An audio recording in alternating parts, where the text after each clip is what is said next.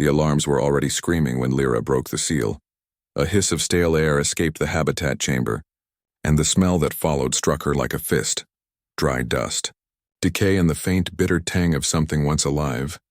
She stumbled back, her pale lavender hands trembling around the control rod.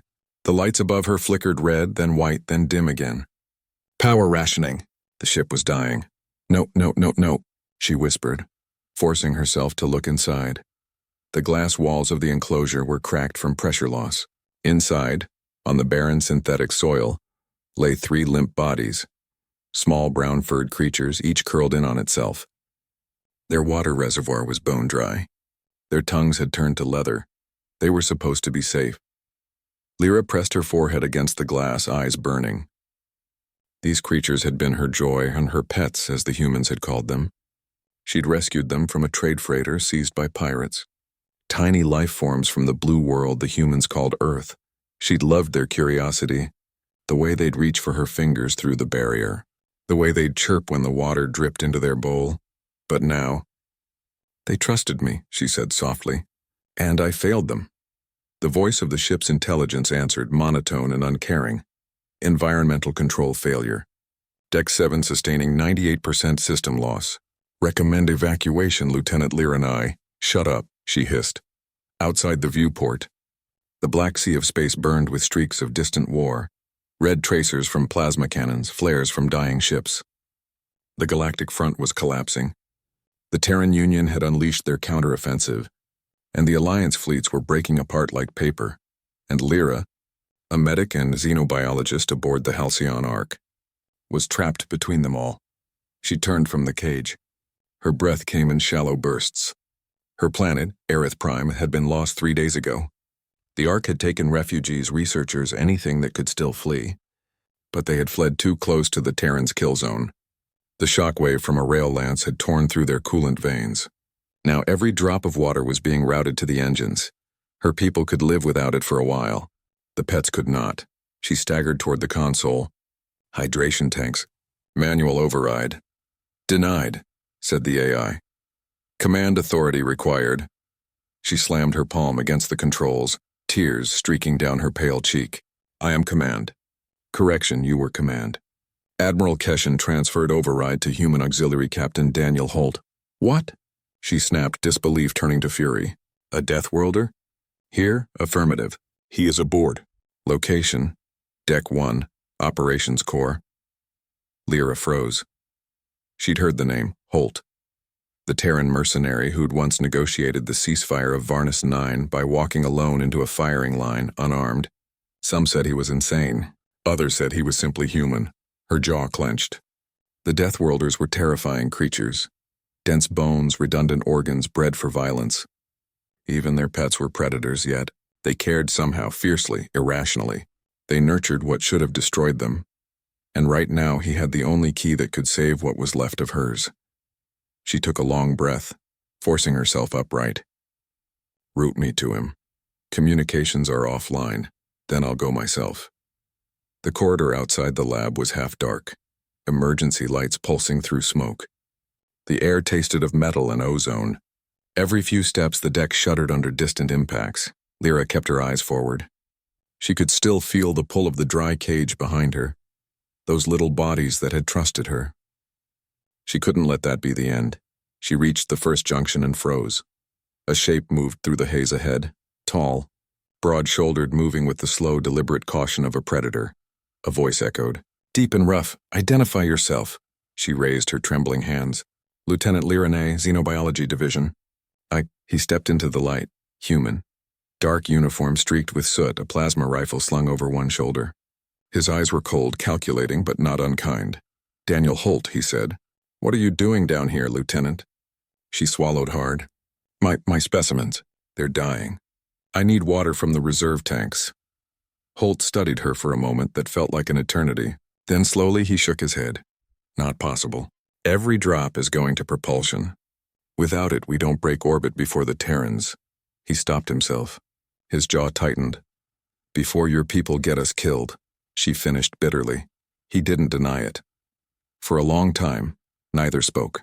The ship groaned around them, a living thing in pain. Then softly, Holt said, "Show me." Lyra blinked. "What? Your pets," he said. "Show me what's worth dying for." She hesitated, then turned, leading him back toward the lab, past flickering corridors and dripping conduits. Neither noticed the crimson dot of a targeting sensor sliding silently across the ceiling above them. The ship was not as empty as they thought. When the human saw the cage, he didn't speak for a long time. He just stood there, helmet off, jaw set, eyes taking in every motionless form inside the cracked enclosure. The red lights reflected in the glass, making it look as if the little creatures had died in fire. Lyra's voice was barely a whisper. "They're gone. The water reserves failed when the coolant ruptured." Daniel Holt knelt beside the tank. His shadow covered the bodies. He reached in slowly, careful not to touch the brittle fur. "What are they?" "They're called mirelings," she said. "Native to Terra's forests. Genetically adapted for dense oxygen environments. I've been studying how they recycle hydration through their dermal systems. They could have survived desert colonies." Her voice trembled. "If they hadn't been abandoned." Holt said nothing. He glanced at her, a flick of those sharp human eyes that seemed to see through excuses. "Why keep them on a warship?" "I didn't choose that," Lyra replied. "The Ark took what was left of my station. Research crew specimens. They were part of the Ark biogenesis project." That made Holt's brow furrow. "Project what?" "The attempt to merge biological systems for survival on fractured worlds," she said. "Hybrid life support. It's..." She broke off, lowering her gaze. "It doesn't matter now." But Holt kept looking at her. "You still want to save them?" "I have to," she said. "They're more than pets, Captain. They carry something we don't understand yet. When we first brought them aboard, the neural scanners detected echoes, rhythms, like data patterns, as if they were storing information in their own cells."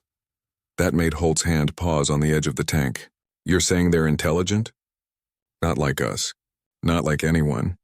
But they remember things they see. Energy flows, motion patterns.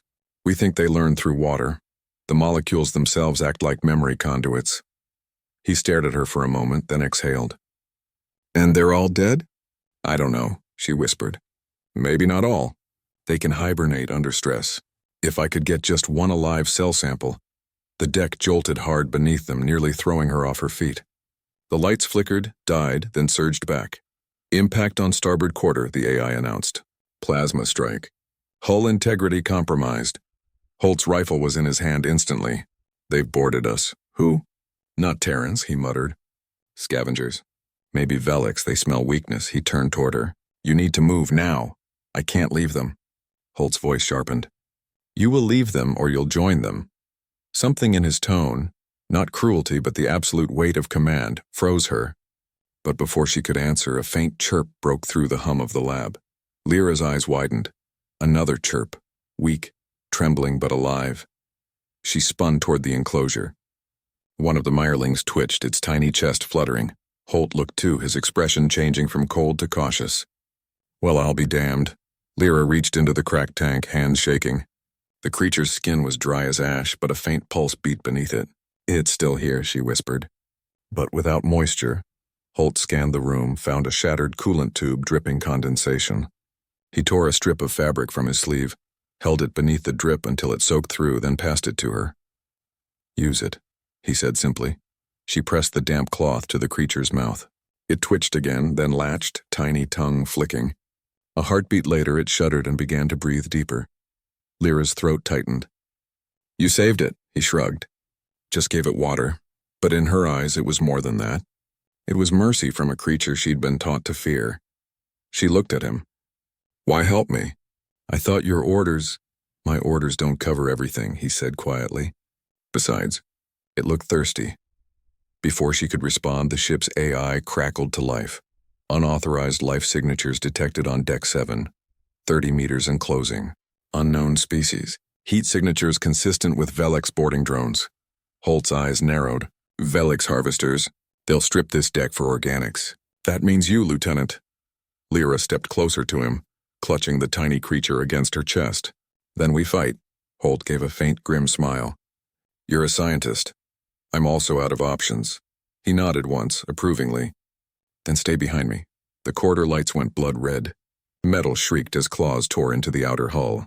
The scent of burning steel filled the air. Lyra's heartbeat thundered in her ears. She glanced at the creature in her arms, its small eyes blinking faintly, reflecting the firelight, and for an instant, she thought she saw something strange shimmer beneath its skin. Faint blue veins pulsing in rhythmic waves, almost like a signal. She blinked. The light faded. But Holt had noticed, too. His gaze flicked down, wary. "Lieutenant, did that thing just glow?" Before she could answer, the ceiling erupted.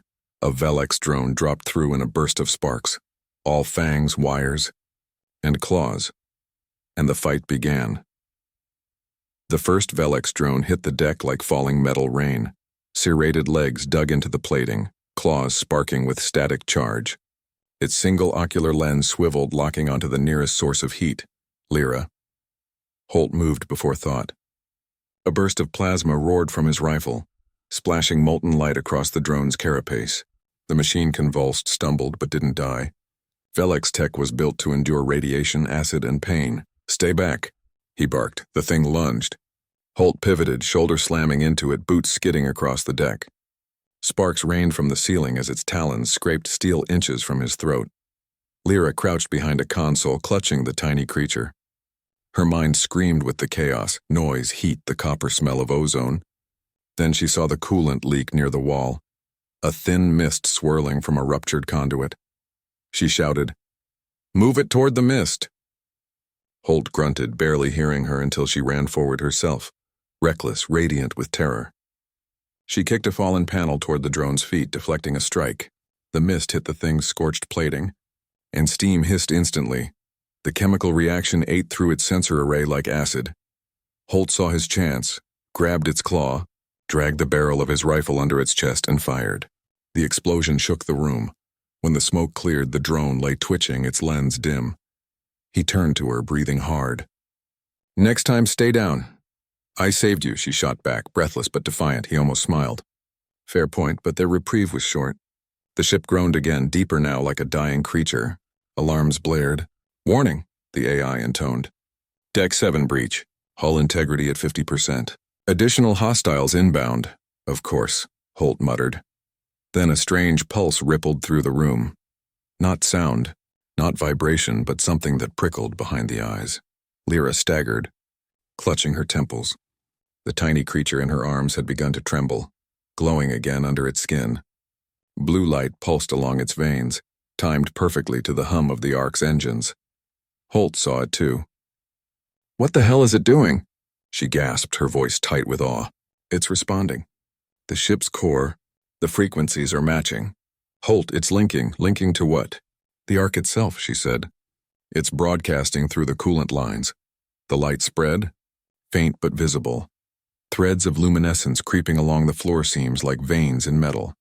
Then, suddenly, the overhead lights steadied. The alarm stuttered and went silent. The AI spoke again, its tone different, softer. Unidentified bio-interface detected. Neural synchronization complete. Holt turned sharply. "Bio-interface? Are you telling me your pet just hacked the ship?" Lyra's voice was barely audible. "I don't know how." But yes, the AI continued. Core temperature stabilized. Coolant systems rerouted. Hydration flow restored to primary network. Water began to drip again from the vents. Slow at first, then steady streams running down the bulkheads. Lyra stared in disbelief. "It's healing the ship." The creature blinked up at her, eyes now bright blue as if aware.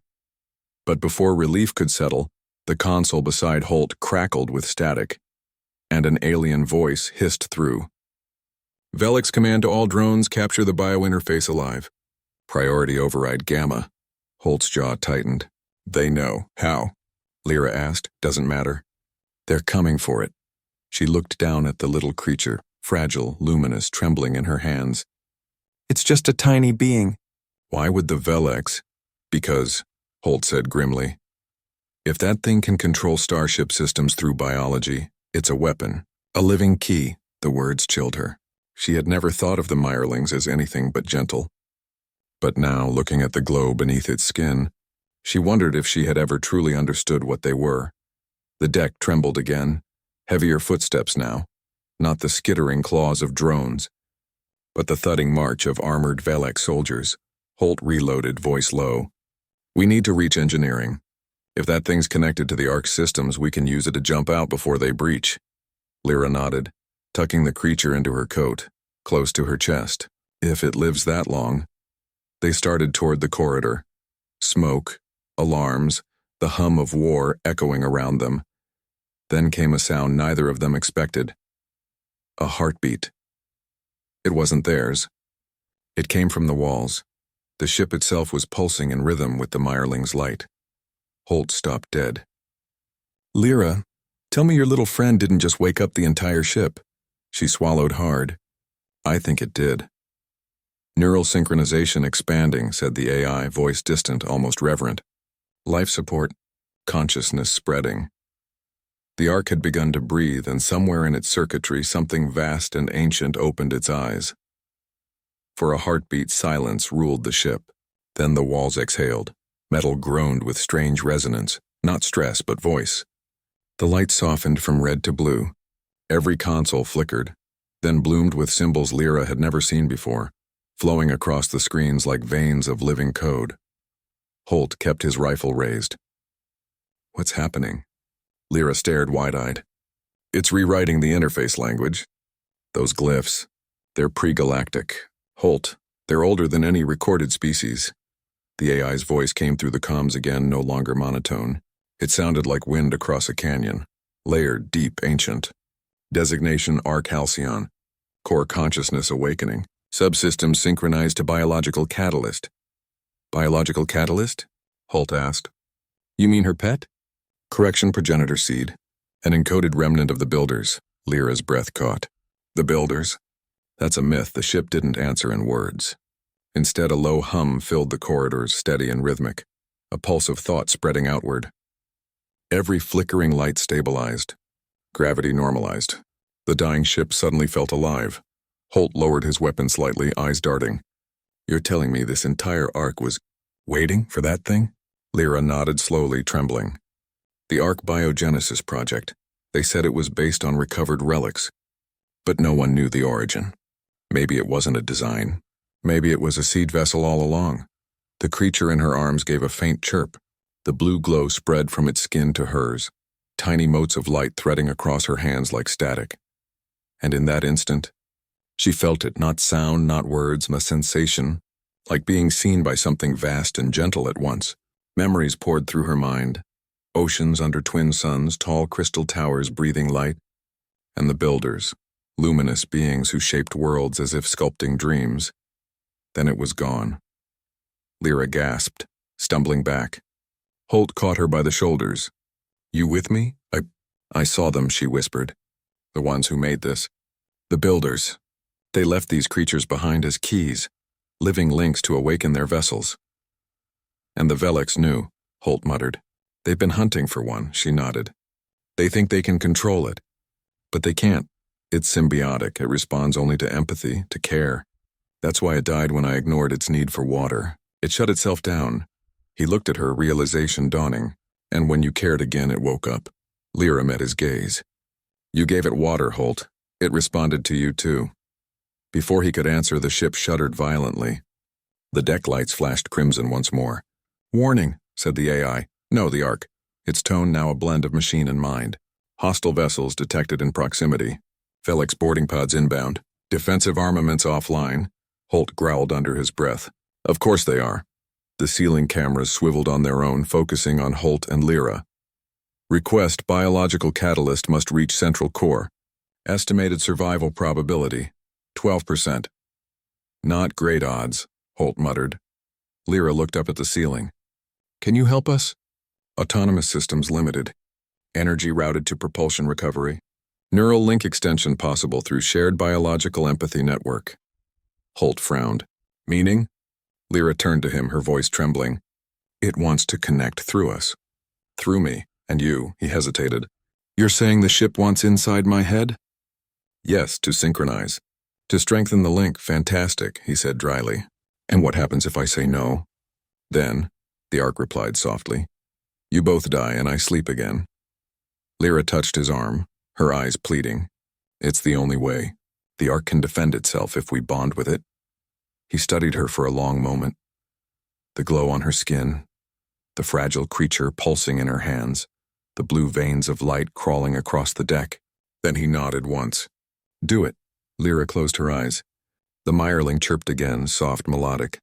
The light flared. The world turned white. She felt herself falling into endless space, but not alone. Holt was there too, his mind a storm of iron and defiance. The Ark stretched around them like a vast ocean of thought. Images flashed, the Velex fleet closing in, the Terran battle lines beyond, the wounded colonies scattered like ash. Then she understood. The Ark wasn't just a ship. It was a living database of every world the builders had saved. A galactic seed meant to reawaken only when compassion, true selfless empathy, touched its heart. And now, that spark had come from a dying alien girl, and a human who refused to let her break. When she opened her eyes again, Holt was still there, but faint lines of blue light traced his face, pulsing in time with hers. He looked down at his hands. Well, he said, voice echoing faintly, guess we're connected. The Ark's voice returned, calm, almost kind. Connection complete. Preparing defense protocols. Engaging awakening sequence. Outside, through the fractured viewports, the stars flared, and something vast began to stir beneath them. But deep within the dark, the Velex flagship turned, its commander whispering through metallic jaws. They woke it. Prepare the harvester. The deck tilted under them, not from impact, from motion. The Ark was moving on its own. Lyra stumbled forward, catching herself against a glowing bulkhead. The metal felt warm as if alive.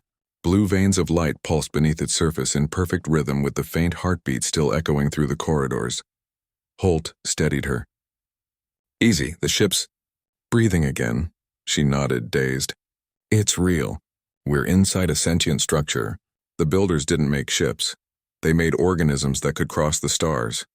He glanced around, scanning the walls. Then let's hope it knows how to fight. As if hearing him, the Ark spoke through every surface. Its voice was layered, mechanical and human at once, a strange harmony. Incoming Velex boarding pods, 20.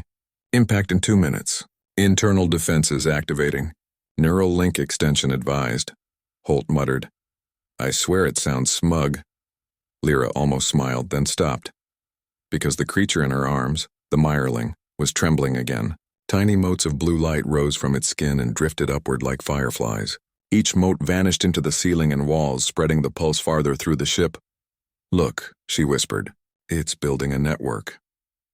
Holt watched as the walls began to change. Not morphing exactly, but reshaping like muscle tightening before a strike. If that's the case, maybe we don't need guns. Correction, the Ark said. Weaponry enhances probability of survival. He sighed. Smart ship with sarcasm. I've seen worse. The first impact came then, a deep boom that rattled their teeth. The hallway lights flashed and the deck lurched. From the far end of the corridor, the bulkhead split open like paper, and black shapes poured through. Velex drones, dozens of them crawling and clinging to the walls, their silver mandibles clicking in perfect mechanical rhythm. Holt lifted his rifle. Stay behind me! He fired, the bursts of plasma lighting the corridor with white heat. 2 drones exploded, 3 more burned. But the rest came faster like a tide of razors. Then the ship answered. The walls rippled, metal shifting like water, and from them, jagged tendrils of light burst outward, slicing through the first wave of attackers. The tendrils retracted as the Ark's voice filled the air. Defensive systems active. Organic synchronization complete, Lyra's eyes widened. It's copying Holt's neural signals and his combat instincts. Holt fired again, half grinning despite himself. Guess I make a decent teacher, but for every drone that fell, more replaced it. They were cutting deeper through the hull. Sparks cascaded from the ceiling. Lyra ducked behind a bulkhead, shielding the mireling. There are too many, the Ark replied, calm as ever. There is another way. Directive unlocked, displacement jump. Power reserves insufficient and requires bio-catalyst amplification. Lyra blinked. Amplification? You mean neural link expansion to secondary conduit, human and Aerith hybrid interface. Holt frowned. English, please. It wants to use us, Lyra said. Our connection to the mireling can boost its range.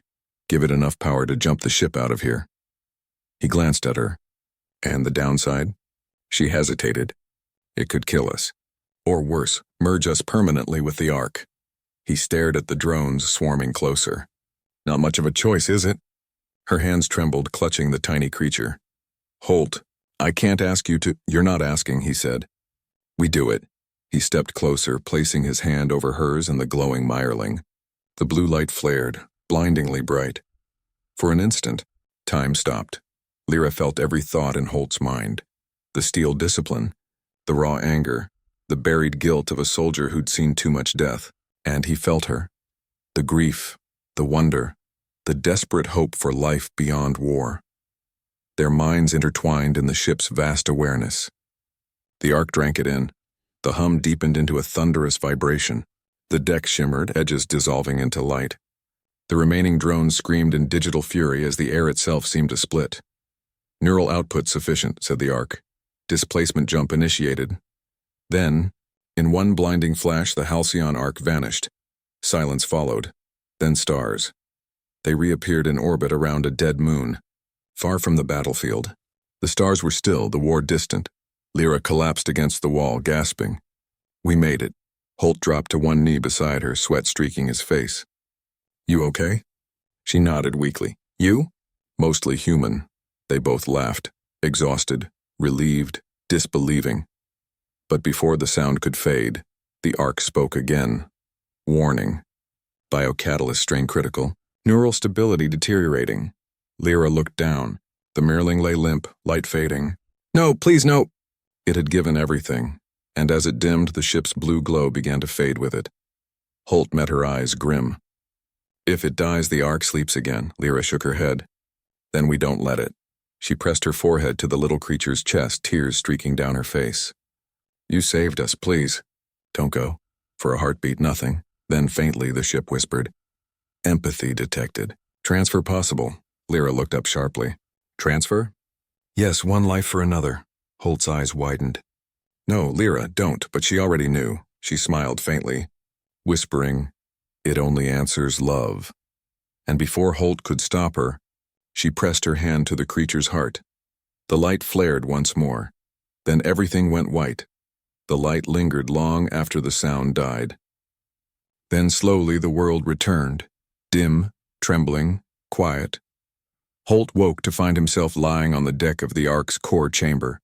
The walls no longer glowed blue, but a faint silver, pulsing like a slow heartbeat. The air was warm and still. Lyra? His voice cracked. He pushed himself upright. Lyra! She lay nearby, motionless. The mirling, and once brilliant with inner light, now rested on her chest, colorless like carved glass. Holt crawled to her side, pressing his ear to her lips. Faint breath. Barely. He shook her gently. Come on, Lieutenant. Don't do this. Not after all that. But the Ark answered instead, voice soft as rain. Biological transference complete. Neural signature of Lieutenant Lyra Nay partially integrated. Holt froze. What the hell does that mean? Her consciousness persists. Within me. He stared up at the ceiling, fury and disbelief tightening his throat. You took her mind? She offered it. The biocatalyst required empathy to survive. She gave what I could not create, he clenched his fists. Bring her back. She is back. In every pulse, every current of this vessel. She lives. The ship's lights brightened, faint blue waves rolling through the walls. The sound that followed wasn't machinery. It was her voice, faint but unmistakable. Holt? He froze. Lyra? I can hear you, she whispered, everywhere in every echo. I'm part of it now, the Ark. It's showing me everything. The builders, the first worlds they saved, the wars they fled. Her voice trembled. They built these vessels to carry their hope, and left them asleep until compassion awoke them again. He swallowed hard. Then we did it. You and that little creature. You saved us all. No, she said softly. We did. The Ark needed both of us, logic and emotion. Fear and kindness, balance, just like the builders themselves.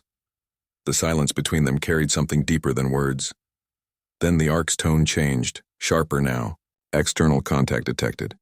Felix signal reacquired. Their flagship has tracked the displacement vector. Holt rose instantly. They followed us? Affirmative. Range? 20,000 kilometers and closing. Lyra's voice wove through the ship's systems. The Velix commander, he wants the neural core. He'll destroy the Ark if he can't have it. Then we hit first, Holt said. Can the Ark fight? Defensive systems remain operational, but energy is limited. Direct engagement will lead to termination. Options? Evacuation or surrender, he snorted. Neither. The silence that followed carried faint amusement. For a moment, he could almost feel her smile. Holt, she said quietly. You're still the Deathworlder who thinks he can fight gods. He grinned grimly. Guess it's time to prove them right. He moved to the central control pedestal. As he touched it, the surface rippled beneath his hands, forming grips that molded perfectly to his fingers. The ship's pulse aligned with his heartbeat. Show me what you can do, he murmured. Neural command accepted, the Ark replied. Releasing full synchronization threshold. The deck glowed brighter, deep azure light flooding every corridor. The mireling on Lyra's chest flickered once as if sighing. Then its glow flowed into her body, into the ship, until everything hummed with unity. Lyra's voice returned, clear and calm. Holt, I can channel the Velix transmissions. I can see their positions. But we'll need power, and the Ark's heart runs on emotion now. He frowned. Emotion? Yes. The builders learned energy through empathy, resonance between minds. The stronger the connection, the stronger the pulse. He hesitated only a second. Then hold on. He closed his eyes and let himself feel. The fear, the grief, the guilt, but also the awe he'd felt when she smiled at him through the smoke, refusing to give up on fragile life. The Ark responded instantly. The pulse surged. Light cascaded outward through space, a shockwave of bioluminescent energy that rippled toward the Velix fleet. Inside their flagship, alarms screamed. The Velix commander, a towering insectoid wrapped in bone plating, slammed his claws on the console. Energy surge. Organic frequency. Block it! But it was too late. The wave hit.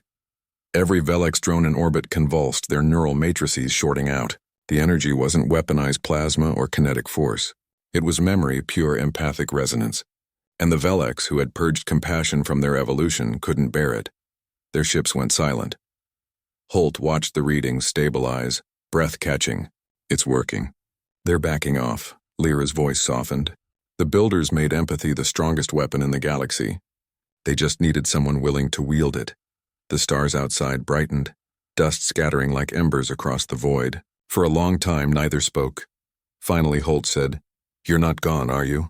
Her reply was a whisper carried on the hum of the ship. No, I'm here. As long as the Ark breathes. He looked at her still form, peaceful, unchanged, and placed his hand gently over hers. Then I'll stay too, until the war ends.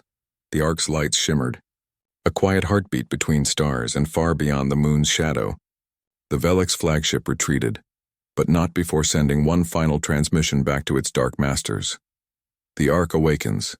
The Deathworlder is bound to it. The Builder's Code. Lives. The void was still for only a moment. Then the stars moved.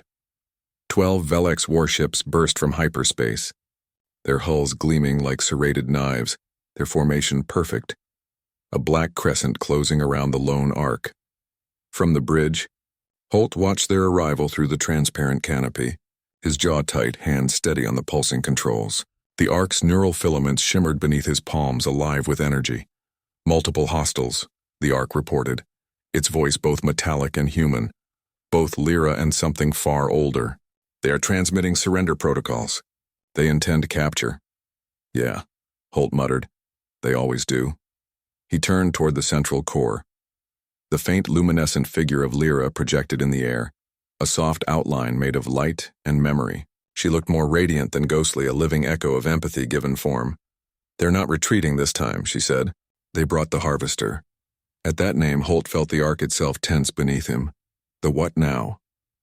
Velix superweapon, Lyra explained. It drains biosignatures, converts life into power. They'll feed on the Ark if they can reach us. He smirked grimly. Let them try. Caution, the Ark said, its tone patient but firm. Their combined energy output exceeds yours by 47,000%. Holt cracked his knuckles. So you're saying there's a chance? Lyra almost laughed. Almost. The sound was soft, bittersweet. You never change. Outside, the harvester's maw opened, a black sphere surrounded by rings of red plasma, spinning faster, pulling matter toward it like a star being devoured. The Ark shuddered. Systems dimmed. Lyra's projection flickered. "They're drawing us in," Holt leaned forward, voice calm. "Then we move through it." "Trajectory impossible," said the Ark. "Singularity threshold." "Not for a Deathworlder," Holt interrupted. "I've seen gravity wells eat fleets. You just have to aim wrong enough to survive." Lyra frowned, half smiling despite the terror. "That's not how physics works," he grinned. "Then let's teach physics a lesson." The Ark pulsed in reply, a resonance of trust. Neural override accepted. Manual trajectory unlocked. The ship tilted, diving straight toward the swirling abyss of the harvester. The Velix commander's voice erupted across the channel, distorted by static. "Terran, you fly to your death. You cannot escape consumption." Holt didn't reply. He just glanced at Lyra's glowing form. "Ready?" Her expression softened, half courage, half sorrow. "I've been ready since the day I met you." As the Ark plunged into the pull of the harvester, the blue light within its hull flared to white. Every memory, every pulse of life it carried came alive. Oceans, forests, alien laughter, the builders' songs. Holt felt Lyra's thoughts flooding his, not as words, but as emotion. You were never meant to fight alone, and he understood. Humanity wasn't separate from the builders. They were descendants. The Deathworlders were the builders' lost children, the only ones stubborn enough to keep evolving when the galaxy turned cold. The genetic markers, the instinct for empathy and defiance of nature. It was their legacy. He whispered, "We're their heirs." The Ark's voice deepened, vast and resonant now, no longer a ship but a being reborn. "Yes, and through you, the builders rise again." Lyra's light flared around him, threads of silver linking her image to the walls, the deck, the stars themselves. The Mireling's essence glowed within the Ark's heart, alive again, rippling like water through veins of light. The harvester's gravitational field screamed around them. The Ark trembled, yet held firm. "Initiate empathy surge," Lyra said, her tone sharp. "Commanding." "Confirmed," replied the Ark. "Emotional resonance charging." Holt's hands clenched the controls. He closed his eyes. Images flashed behind them. Every soldier he'd lost, every world turned to ash, every small act of kindness that had kept him human. He let them all go, grief, anger, and love. And the Ark drank it in. The pulse exploded outward. A shockwave of luminous energy tore through the harvester's pull, unraveling its structure from the inside. The rings fractured, light bending into ribbons. Velix ships shattered one by one, their hulls disintegrating into stardust. Through the chaos, the Ark emerged, a sphere of living radiance. Wings of plasma unfurled like an ancient phoenix. Lyra's voice echoed across the comms, not just to Holt, but through every frequency, every surviving fleet nearby. To all sentient beings, cease fire. The Builder's legacy lives. Compassion is the weapon that ends the war. Silence followed. Then, one by one, the surviving ships withdrew. Terran, Velix, and Alliance alike. None dared fire again. In the bridge, Holt exhaled, hands trembling.